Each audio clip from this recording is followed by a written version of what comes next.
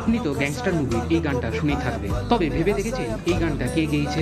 আপনি হয়তো বলবেন জেমস, কিন্তু না, এই গানটার আসল স্রষ্টা হলো ভারত ও বাংলার প্রথম রক ব্যান্ড মহিনের ঘোড়াগুলি। 1975-এ কলকাতার গৌতম চট্টোপাধ্যায় আর তার বন্ধুরা তাপস, রঞ্জন, বিশ্বনাথ ও আব্রাহাম মিলে তৈরি করে এই ব্যান্ড।